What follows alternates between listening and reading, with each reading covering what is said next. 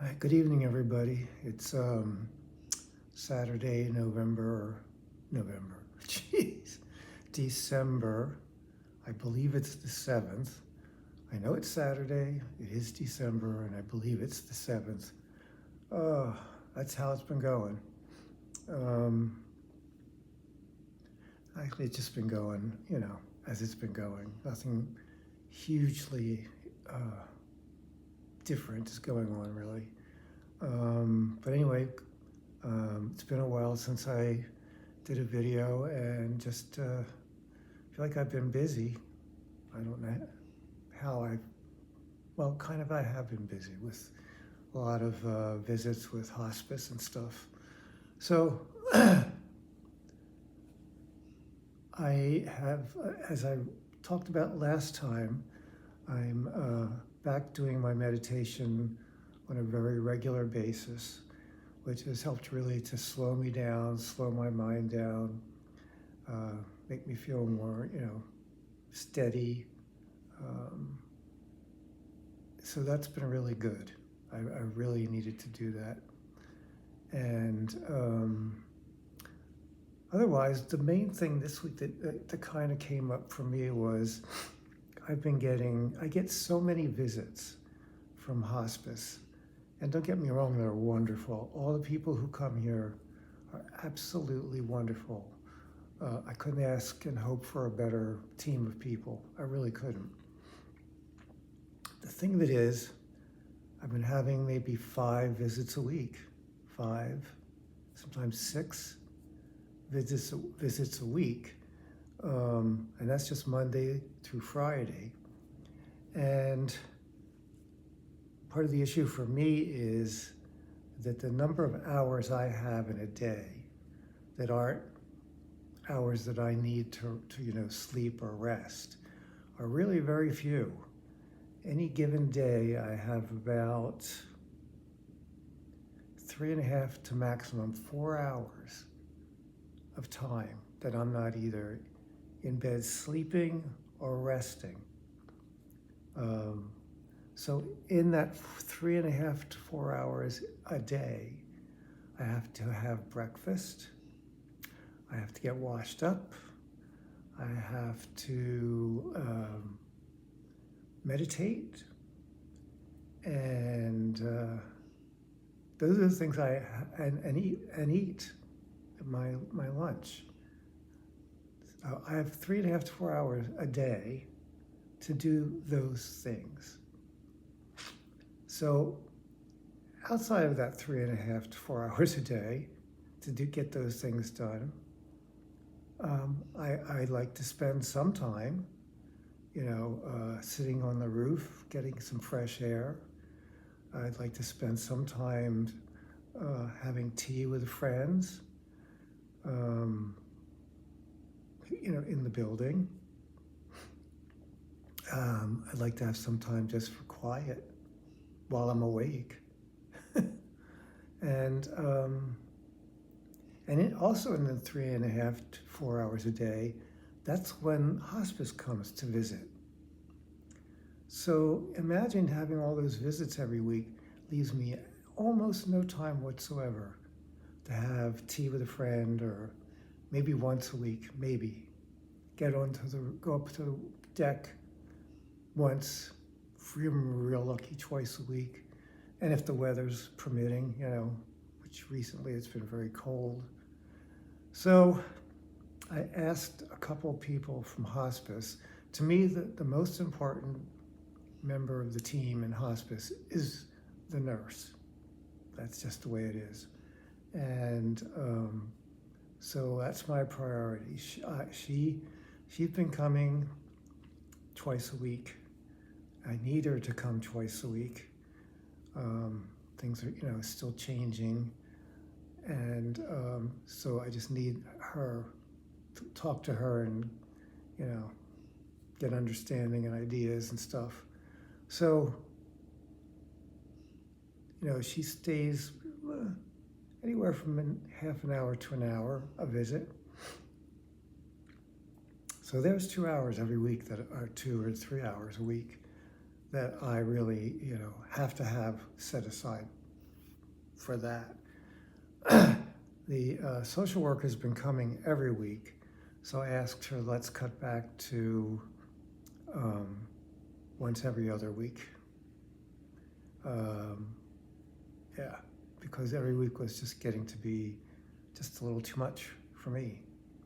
And the chaplain comes about every other week or every third week, and that's good. I asked to not have the home health aide come just yet, because I really don't need her just yet. It won't be long, but just for now, so I can get a little bit of time in before I can't do it anymore for the rest of my life.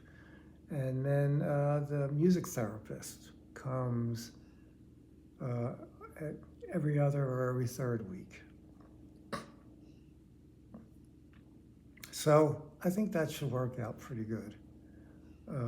Well, that's pretty much the minimum of what I'll need. I need that much. I understand there are people, I've been told by the nurse, by the social worker, there are some people who want one nurse visit a week.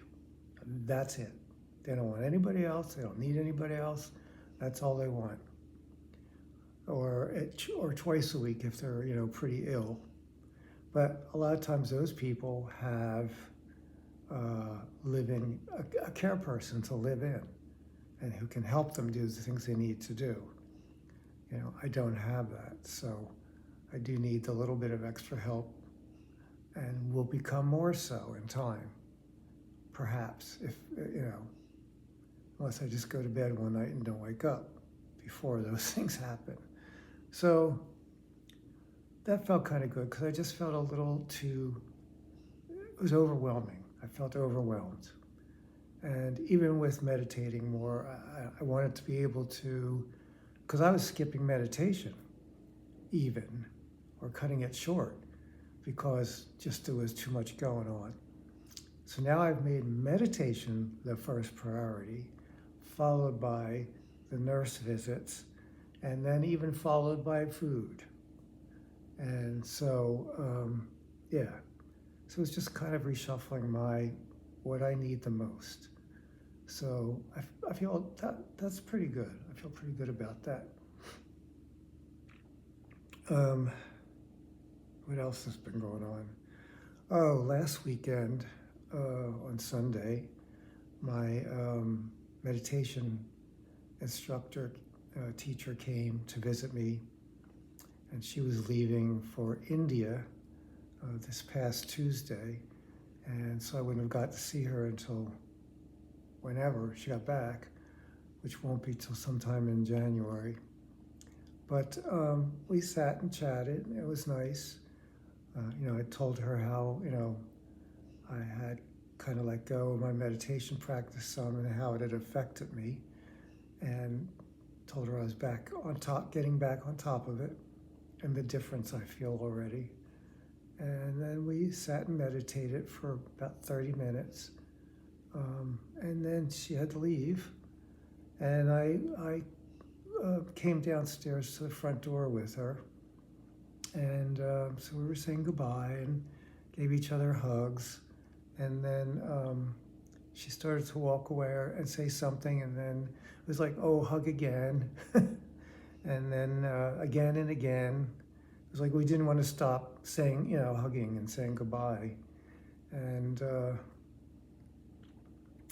finally, when she actually started walking out, she got as far as the first set of doors, and even before she went through, she looks back at me and, waves. We're only 10 feet away from each other. Then she opened the door, went through the door, turned back and waved again. And then she got to the next set of doors, same thing, turned back and waved again. And then she got outside, and the same thing, turned back and waved. Got out to her car, her husband was waiting for her, and she got in her car and waved again. And it was kind of hard. It was really kind of hard. because it was a goodbye, not knowing if I'd see her again, if she'd see me again. And she's somebody I really, really, really respect. I love her. I respect her. I think she's really an amazing person. And the thought of not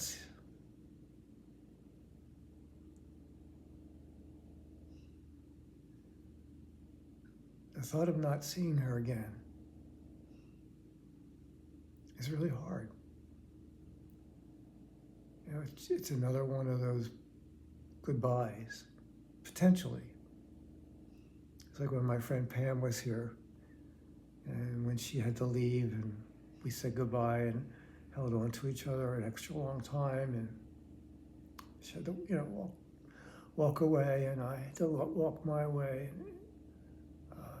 And it was really, really hard because that was the last time I'll see her alive, me alive. And yeah. Then there's been, other things that have been saying goodbye to going to the store, walking to the store, walking outside, getting on the bus.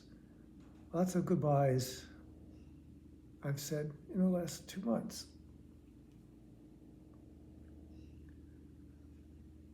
So, it's been a long goodbyes, a lot of goodbyes.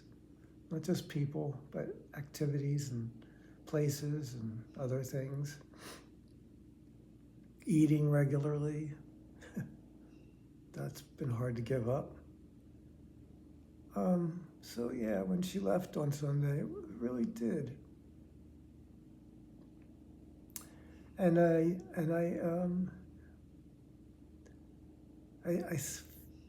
have experienced her as someone who has, I don't know how to put it, has a very strong sense of things.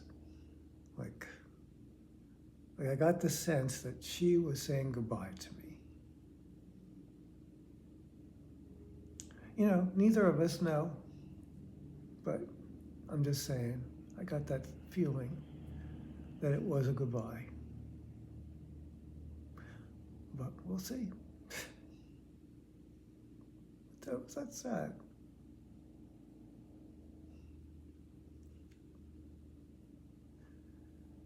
Really sad to me.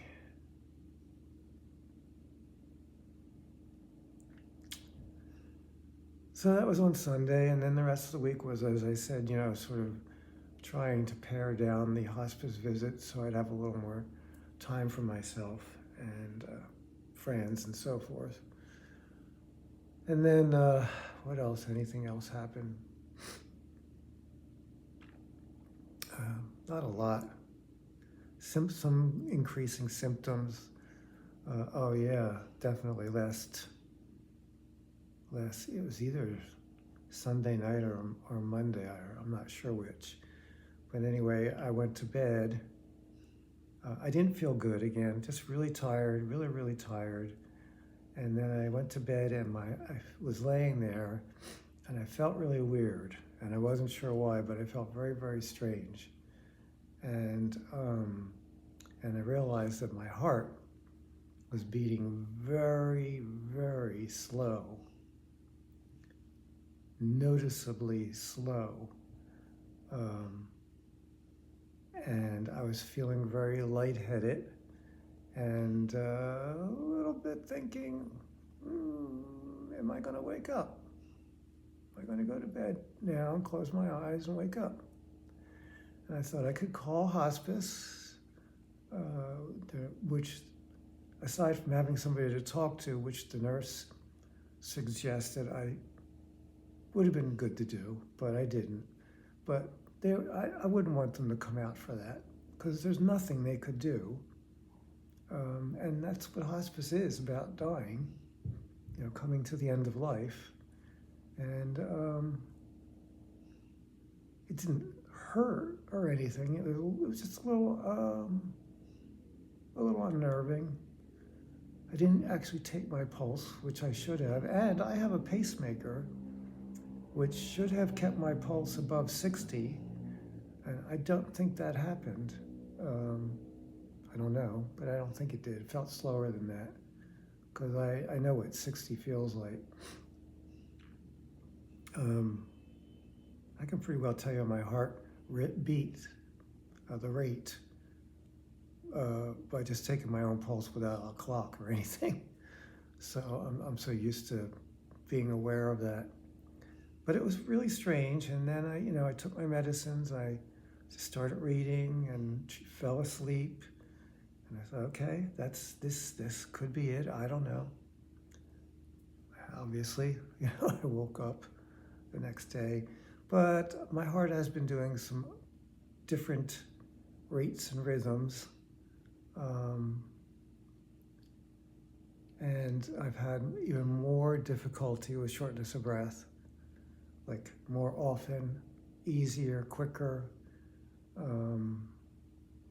doing less, so on and so forth. So yeah, there's no question I'm continuing to progress along the way. Yeah, and just fatigue.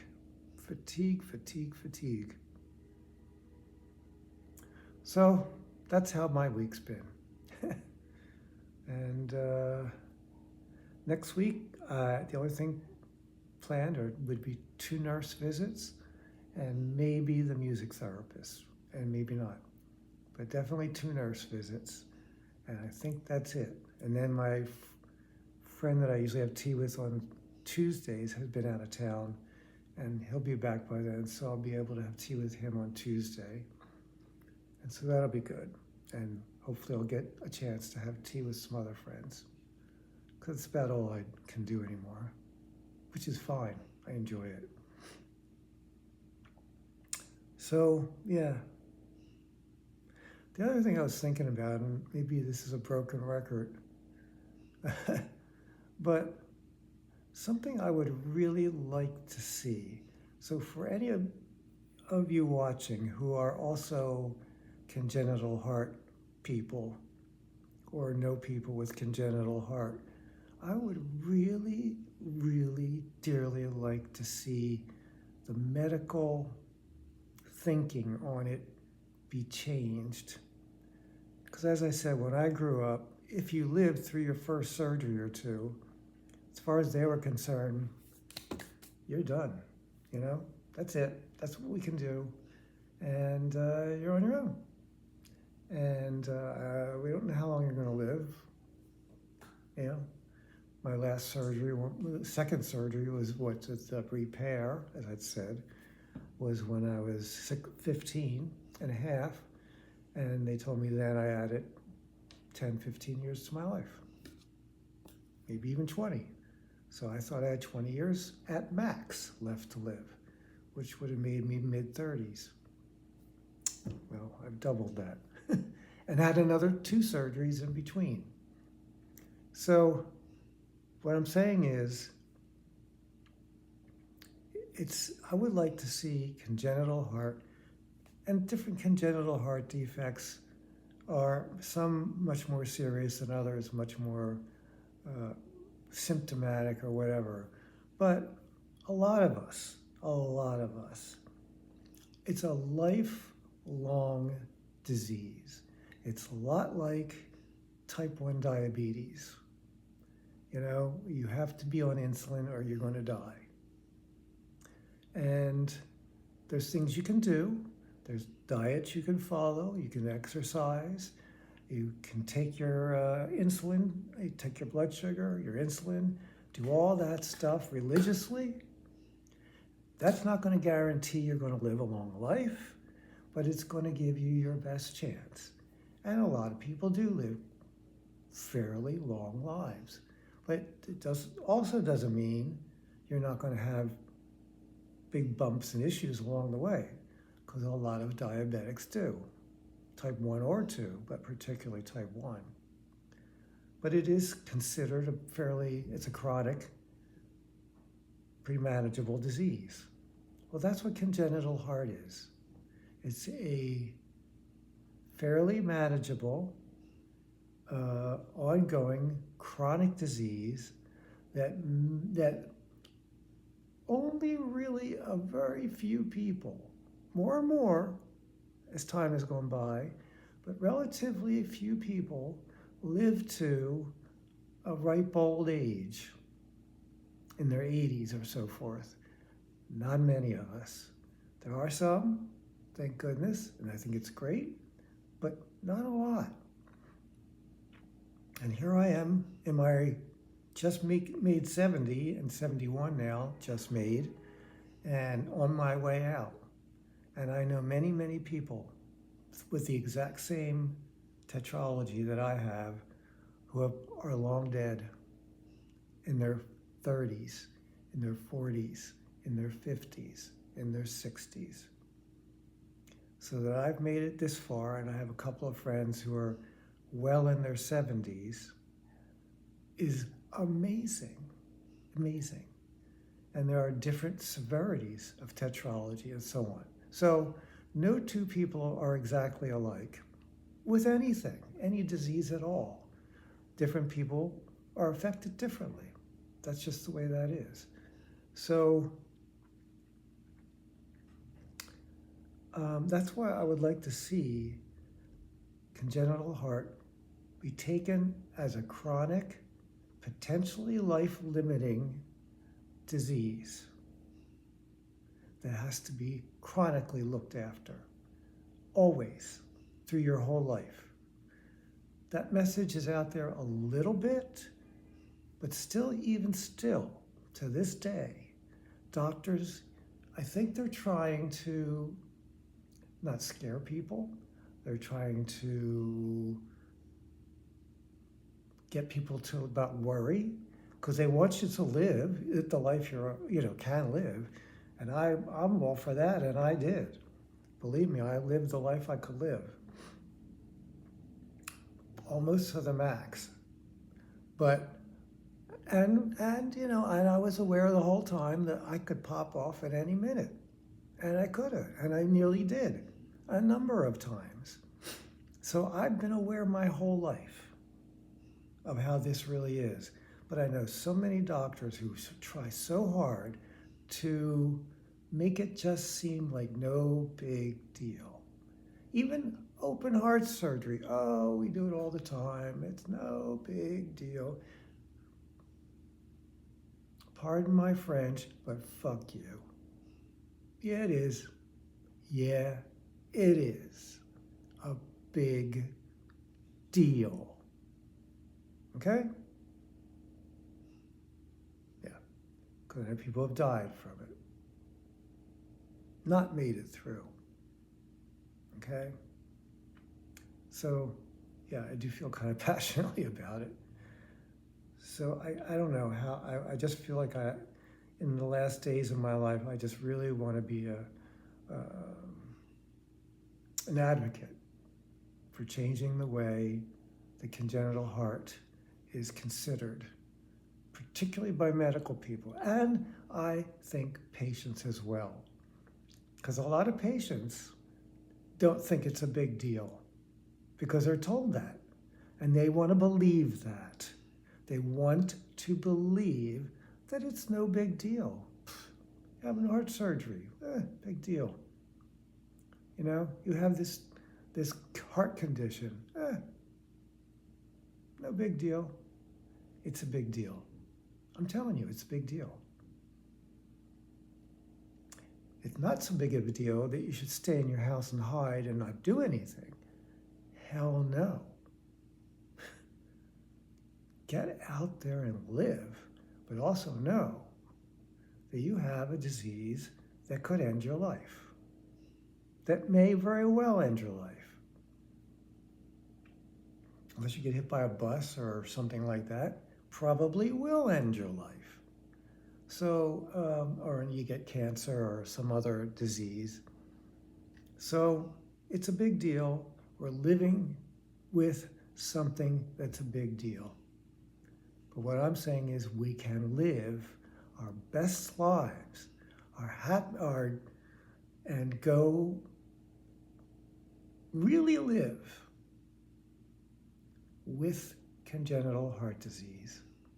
Not afraid all the time, not to say never, but not terrified all the time, working through the fears, working through whatever.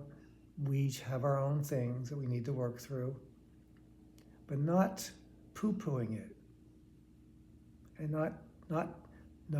not taking it seriously, because that's another good way to die. Because some people take it, I've gained 30 pounds in 2 weeks. I wonder what it could be. I've seen it happen because they don't even think it's their heart. So please, please, please, anybody who does have congenital heart disease watching this, please, let's change the way it's looked at. I know I have become very clear about it in my mind. I've always known it, but I very seldom have spoken out about it because I didn't want to scare anybody else, or I didn't want to upset people, or, and doctors don't want to hear it. But I don't care. I mean, not that I don't care about it, I care, but we need to own it. We need to own it. And only by owning it do I think we can live well with it, as well as we possibly can. And that will be different for every one of us. So, sorry if I was on my soapbox, but it's just such an important message to me. So please think about that. Maybe if you know somebody with congenital heart who's never watched this, maybe tell them to watch this episode, if they want to. I don't know. But I hope people do see it. And because I have lived my life, done so many things I was terrified to do, terrified. And I could have easily just said, I can't do it. My heart, I might die, or my heart might do this, or my heart might do that. And believe me, I had those thoughts a lot through my life, but I pushed through them. Sometimes too much, I'll admit that. Sometimes to my own detriment. Thinking, I'm going to do this, or if it kills me, it kills me.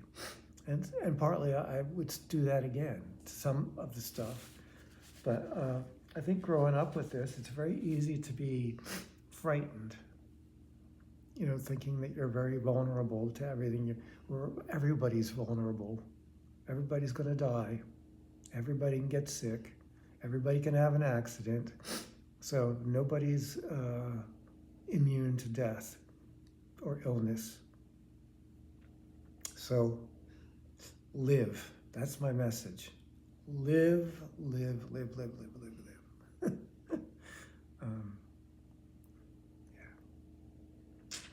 I think that's it. So,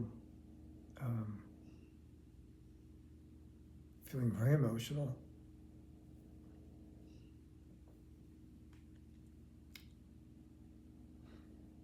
So have a good evening. Have a good weekend. I wish everybody the best, always. And if I'm still around, I'll see you again. I'll come back on. And so thanks for stopping by. I really appreciate it. Good night.